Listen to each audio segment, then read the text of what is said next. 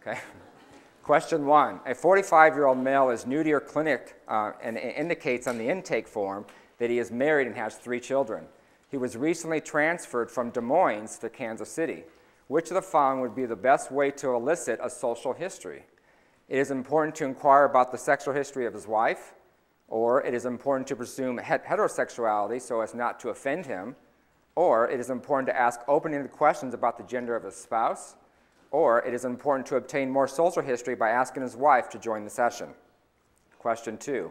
A 28-year-old Latino married male who self-identifies as being straight presents for a routine physical exam.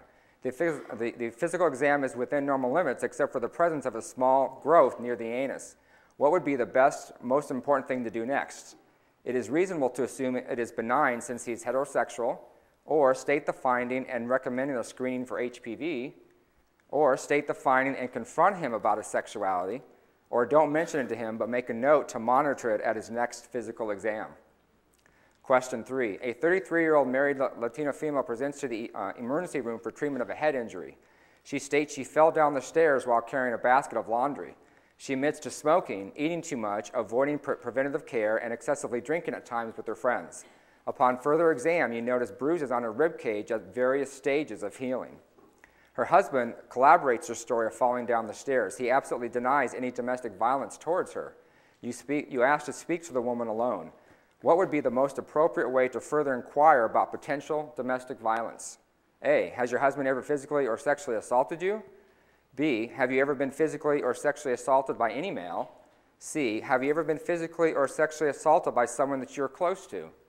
Or D. It appears to me that you're being abused. Would you like me to arrange shelter for your protection? Question 4. A 55-year-old divorced professional male presents to your clinic for a new intake and a physical exam.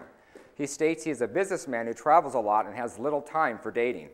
He has not seen a doctor for many years, but thought it would be important to have his cholesterol checked.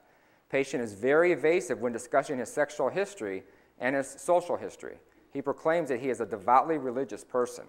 What would be the best way to, what would be the best thing to say to him to make him feel more comfortable discussing his sexual relationship history? A. I am not prejudiced against any lifestyle, so please feel free to tell me anything. B. Have you ever been partnered or had a significant other? C. I have a non-discrimination policy regarding sexual orientation. Or D. Do you have a sexual preference for men, women, or both? This is a tough question. Okay. Question 5. A 50-year-old lesbian identified female presents to your office as a new intake. She has not had an exam for over 20 years due to a bad interaction with her previous doctor. She has a 30-year history of smoking daily, but otherwise no other substance abuse. She admits to social isolation and having few friends. She is morbidly obese and doesn't exercise. What would be the most important thing to rule out at this exam? Depression and social anxiety, heart disease and diabetes, various types of female cancers, or osteoporosis? What would be the one most important thing to rule out?